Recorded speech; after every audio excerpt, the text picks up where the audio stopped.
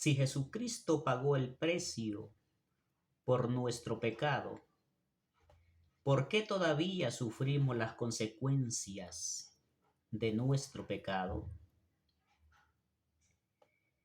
La Biblia da las buenas nuevas de que Jesús pagó el precio por nuestros pecados, dice la Biblia en Efesios capítulo 1, versículo 7.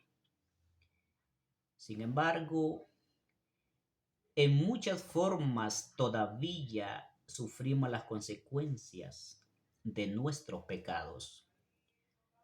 Por ejemplo, un traficante de drogas puede llegar a ser cristiano en la cárcel, pero eso no significa que será puesto en libertad al día siguiente. Seguirá experimentando las consecuencias de sus pecados pasados. Un cristiano nacido de nuevo cae en adulterio, puede perder su familia, su profesión, etc. Y aún después de confesar y abandonar su pecado, la consecuencia de su pecado permanecen. El venir a Cristo no borra los efectos temporales del pecado.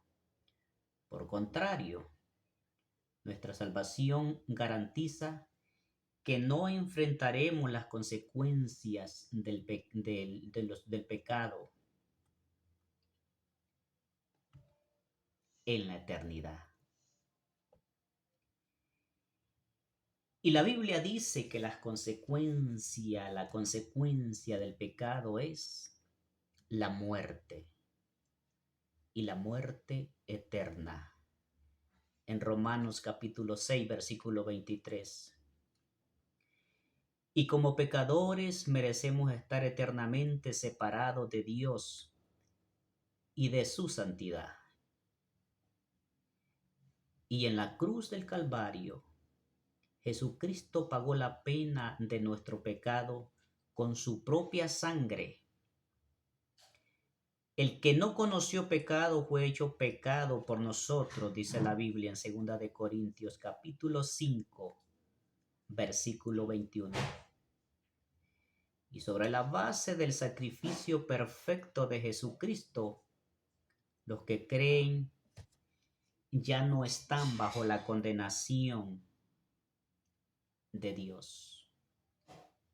Romanos capítulo 8, versículo 1. Es importante entender que cuando el creyente en Cristo experimenta las consecuencias por el pecado, no es porque esté bajo la condenación de Dios. Romanos 8:1. Jesús tomó la ira de Dios sobre sí mismo, dice la Biblia en Isaías 53:10.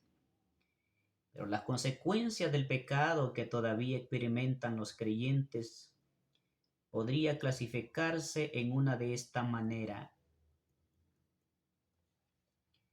Hay consecuencias universales, consecuencias naturales, consecuencias por la enseñanza, consecuencias disciplinarias. Y vamos a hablar en esta hora de esas consecuencias universales